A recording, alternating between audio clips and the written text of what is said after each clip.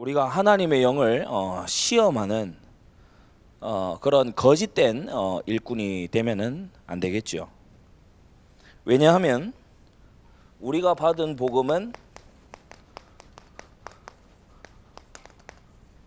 감히 값을 매길 수 없을 만큼 가치 있는 복음이기 때문입니다.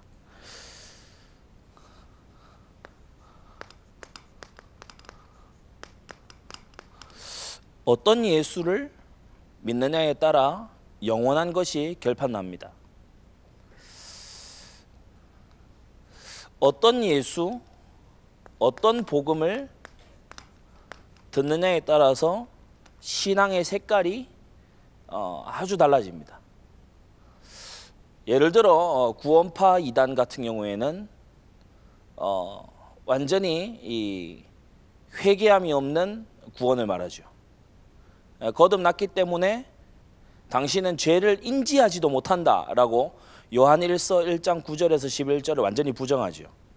만일 우리가 죄 없다 하면 우리는 하나님을 속이는 것이다 라는 구절을 굉장히 이렇게 터부시하고 사실상 인정을 안 하죠. 그래서 회개하면은 너는 구원 못 받은 거다 이렇게 얘기합니다. 그러니까 현장에 가서 사람들한테 구원파가 물어볼 때에 당신 죄인입니까 의인입니까? 그래 죄인입니다. 기독인들 중에 많은 사람들이 우리는 구원받은 죄인이기 때문에 죄인입니다. 그러면 구원 못 받았다 그래요. 확신이 없는 거다. 구원 못 받은 거다. 그런 식의 복음을 듣게 되면은 성경적인 제자는 분명히 될 수 없죠. 우리는 어떤 예수를 믿는가? 7가지 사역을 하신 예수님을 믿고 오늘 나가서 전하시기 바랍니다. 첫째는 뭐냐면은 선제하시는 예수예요.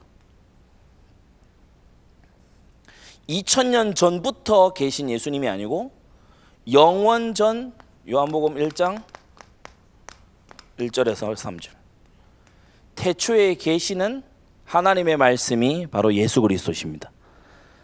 하나님 그분의 본체가 예수 그리스도세요. 그래서 사실 우리가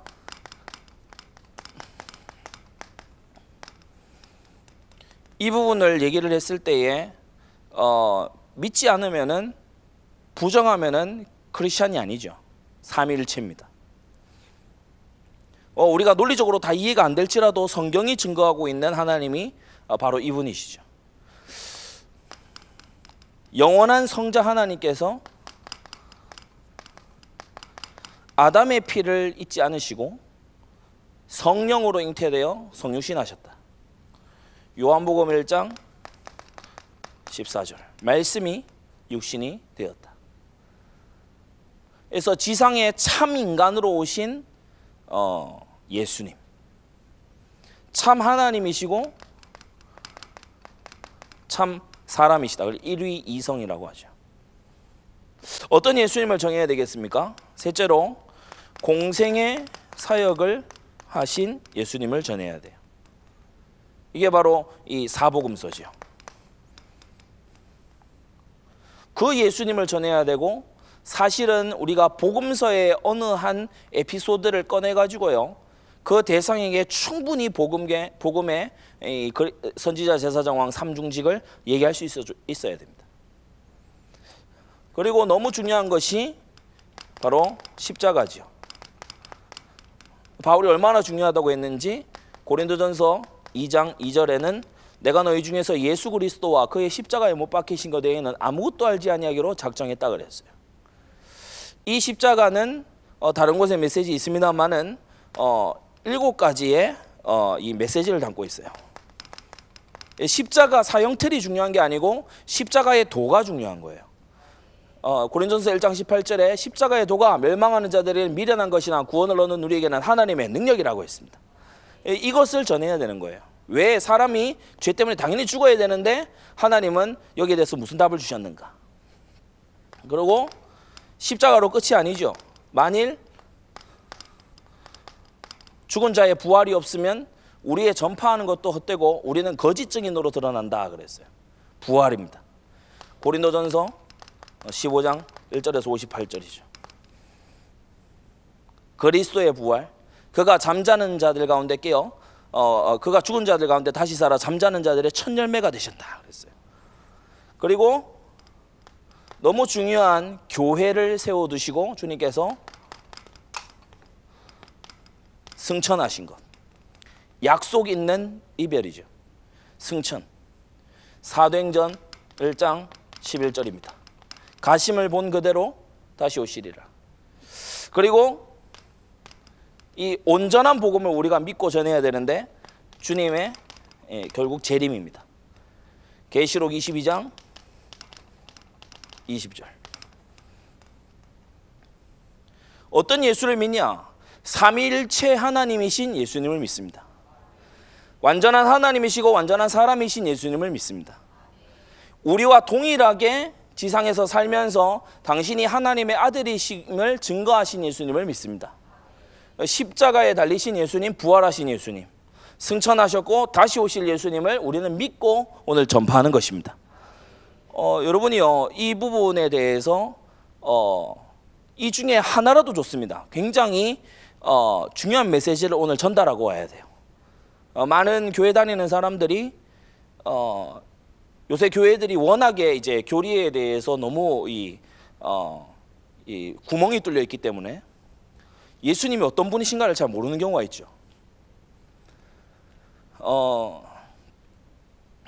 교회에 이제 성경 공부 모임을 오래 한 어떤 한 사람이요, 예수님이 창조주다 이렇게 얘기를 하는 것을 자기는 그런 거 몰랐대요. 교회 성경 공부 모임을 오래 하는데 이 예수님을 믿어야 바른 예수님을 믿는 겁니다. 우리는 교회가 너무 많은 홍수 시대에 살고 있는데 뭘 만들어냈냐?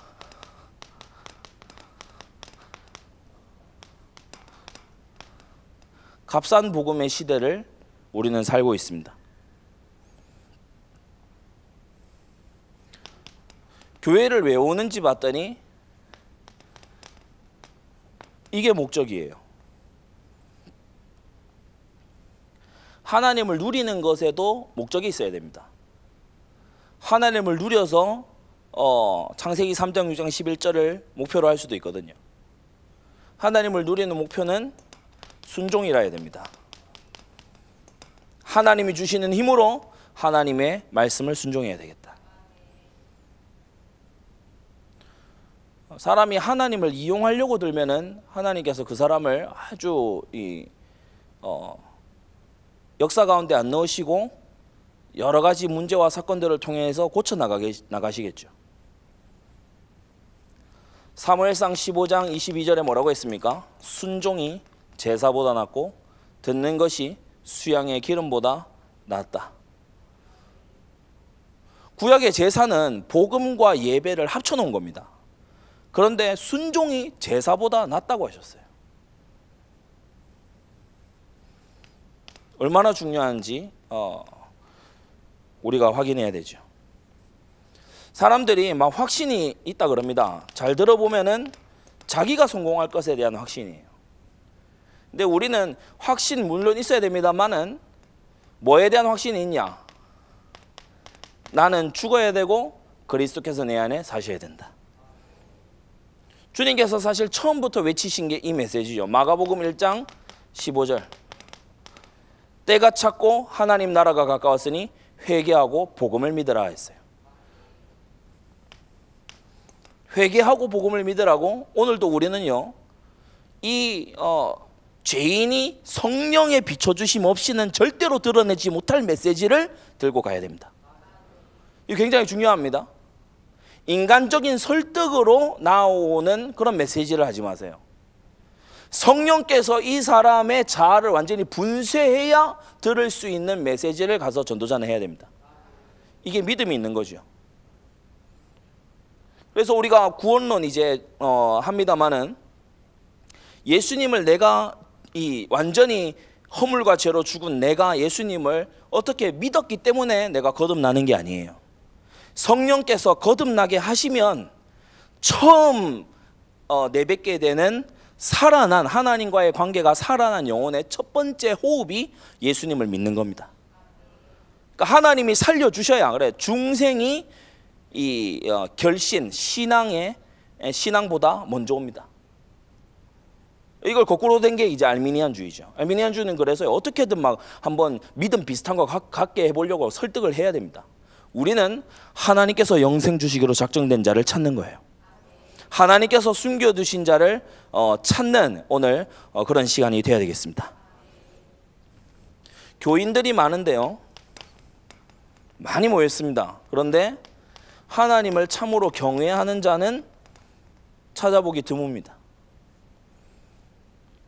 잠언 1장 7절, 여호와를 경외하는 것이 지식의 근본이오늘 미련한 자는 훈계와 책망을 멸시한다고 했어요. 거기서 알 수 있죠. 여호와 하나님을 경외하는 자는 훈계와 책망을 달게 받습니다. 그것을 감사히 여기고 그 앞에요 자아를 완전히 내려놓습니다. 여호와를 경외하는 자의 특징.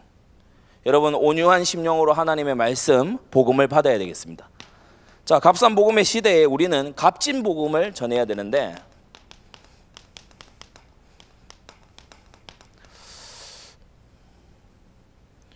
일, 이, 3번 하기 전에 꼭 중요한 것이 뭐냐면은,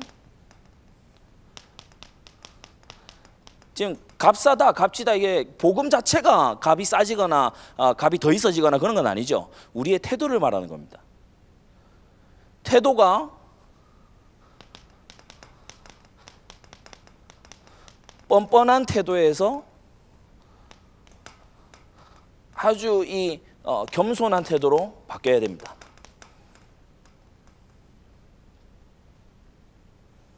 예를 들어서 주님께서 십자가에서 이미 다 해결하셨으니까 우리는 완전 자유고, 주님께서 이미 내 죄를 다 용서하셨다. 그래서 죄의식에 묶이지 마라.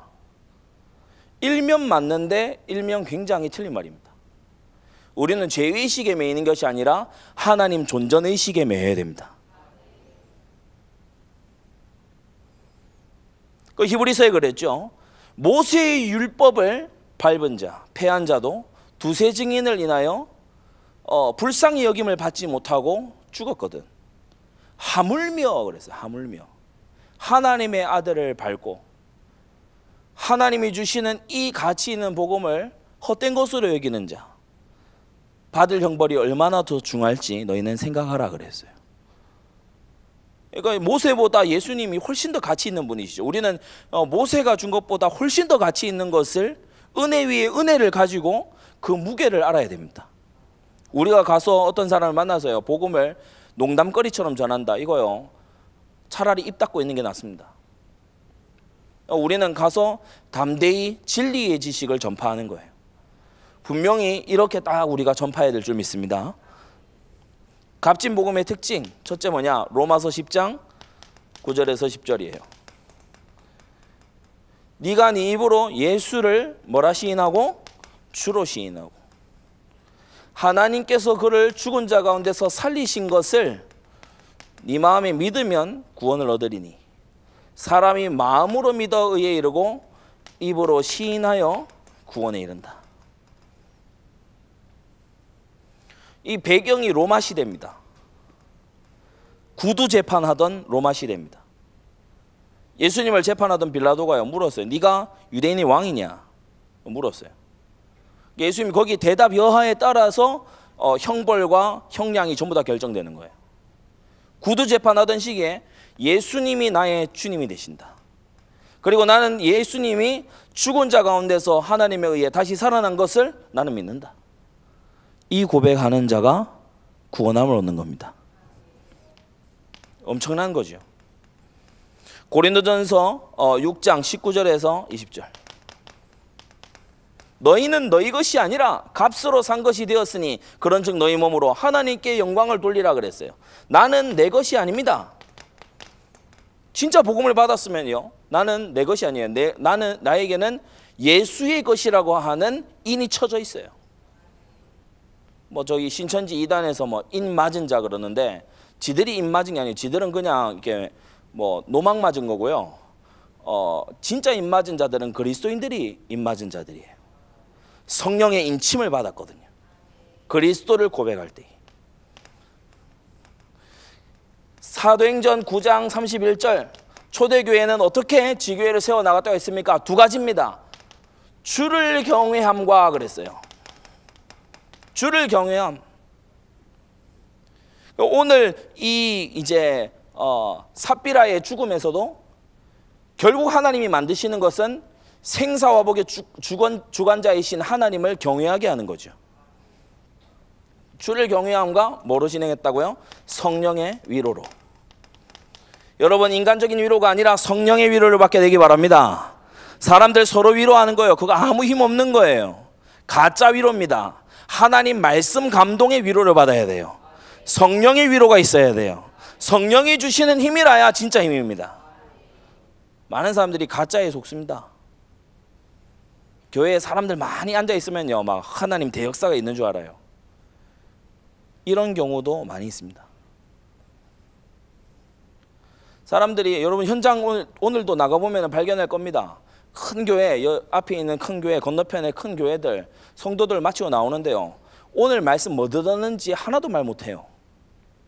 몸만 가서 앉아 있는 거예요. 너희 몸을 하나님께 영광용으로 드리라 그랬는데 전혀 그러지 않아요. 그러면 하나님 말씀이 잘못되어 있으면 회개해야 되잖아요. 회개도 안 해요. 오늘 나가서 우리는 신불신간에 하나님의 메시지를 전달해야 된다.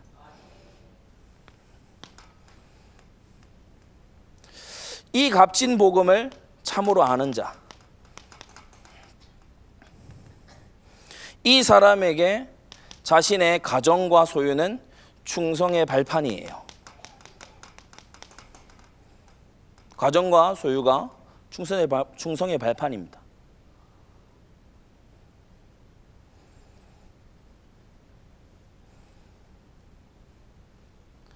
많은 사람들이 도구 삼아야 될 거를 목적을 삼습니다. 여러분, 돈은 도구이지 목적이 아닙니다. 자식도 마찬가지입니다. 자식을 성경은 화살이라고 표현하죠. 화살은 그 자체가 목적이 아닙니다. 관역이 목표입니다. 많은 사람들이 목적과 도구를 서로 바꿔서 해버려요. 하나님이 인간의 목적이시지 인간이 하나님의 목적이 아닙니다.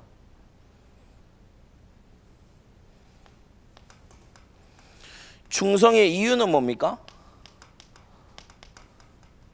우리가 충성이라는 단어는 이제 군대에서 쓰는 단어죠. 충성의 이유가 뭡니까? 이 한 부대가, 안디옥 부대가 하나님의 일을 완수하기 위해서, 주신 사명을, 미션을 완수하기 위해서 우린 충성하는 거예요. 누구를 이 지역 사령관으로 세웠냐? 여러분이 분명히 딱 그 의식을 가져야 돼요. 그러니까 같은 사람인데 로마서 12장 3절 4절 직분이 다릅니다. 같은 하나님의 자녀입니다. 근데 하나님의 주신 믿음의 분량이 다릅니다. 그래서 충성의 이유죠. 왜 나는 충성해야 되냐? 충성하는 자리로 부름받았기 때문이에요. 충성의 목표입니다. 지금 이 사도 베드로는 삽비라가 한 행동이 베드로 자신을 속였다 이렇게 얘기하지 않습니다. 주의 영을 시험하려 하냐. 이걸 달리 돌려 말하면 뭐죠? 초대교회 성도들, 오늘날도 마찬가지입니다. 모든 성도들이 하는 헌신은 성삼위 하나님, 그 성령님께 하는 헌신입니다. 사람에게 하는 거 아니에요. 빌립보 4장도 잘 보세요. 하나님께서 받으실 만한 향기로운 제물이다. 근데 그게 뭐냐? 나의 쓸 것을 보냈는데 하나님께 드린 향기로운 제물이다 이렇게 말하고 있어요. 그래서 이 값진 복음을 아는 자는요, 모든 것을 활용해서 교회 세웁니다. 교회에 너무 중요한 목회자를요 딱 보호하는 자가 돼요. 왜 그러냐? 보이지 않으시지만 주관하고 계시는 성삼위 하나님을 믿기 때문에. 결론입니다. 우리는 이렇게 어떤 예수를 믿느냐, 그리고 그 예수님에 대해서 우리가 어떠한 태도를 가지느냐, 이게 매우 중요한데 오늘 저녁에 산업선교에서 할 내용 중에 일부입니다. 사명자가 키다. 우리가 이 얘기를 합니다. 사명자를 찾으려면은 훈련 때 우리가 많은 메시지를 받았습니다만은 나와 사역자가 준비돼야 됩니다. 세 가지 준비죠. 중심과 말씀과 기도가 준비돼야 됩니다. 중심에 다른 동기가 있으면 하나님께서 시대적인 사명자를 붙이실 수가 없습니다.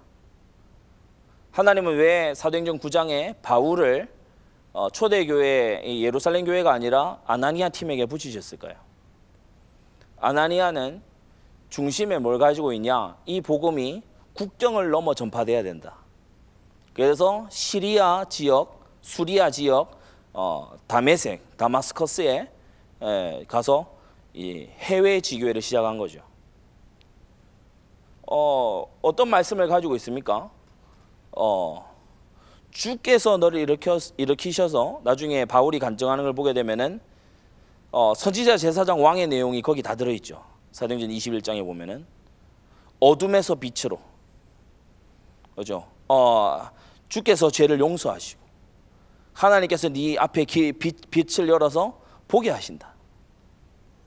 그 메시지 갖고 있는 거예요. 그러면서 기도의 사람. 이 사람에게 하나님은 오래전에 예비해 두신 사명자를 붙이시는 겁니다.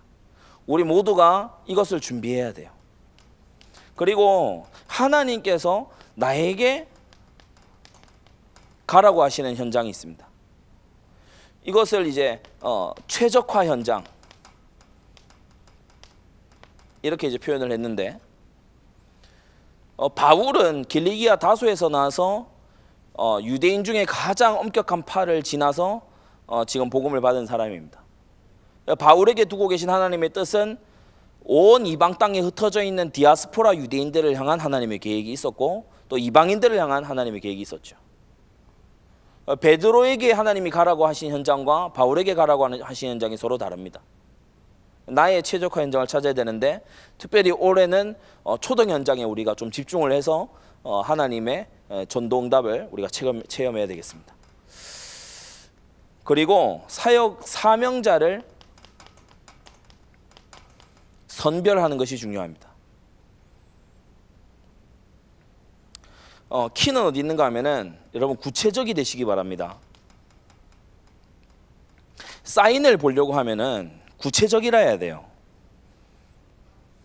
이 야구를 하면은 이 도루 사인을 보내죠.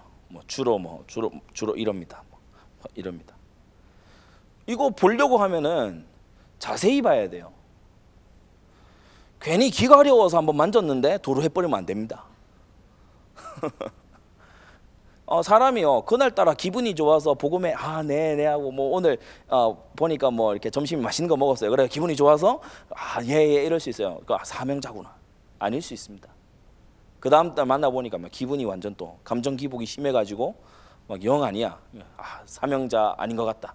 우리가 이런 거에 속으면 안 돼요. 사명자는 뭐가 다르냐? 충성이 다르고 결단이 다르고 행동이 다릅니다. 사람은 발자취와 열매로 알아보는 법이지 입술의 말이 반드시 행동으로 연결이 돼야 됩니다. 그래서 오늘 이렇게 우리가 값진 복음, 하나님의 아들의 목숨값으로 우리에게 주신 복음, 영원 전부터 우리에게 전달된 이 복음을 오늘도 가지고 현장에서 승리하는 우리 전도자들 되시기 바랍니다. 이 시간 우리 인도하는 분 나올 때까지 다 같이 기도하겠습니다. 하나님께서 우리가 값싼 복음이 아니라 값진 복음을 전파하게 하시고 예수 그리스도의 복음을 아주 진중하게 전달하고 회심을 촉구하는 우리 전도자들 되게 해주옵소서. 다 같이 기도하겠습니다. 하나님 아버지 은혜를 감사합니다.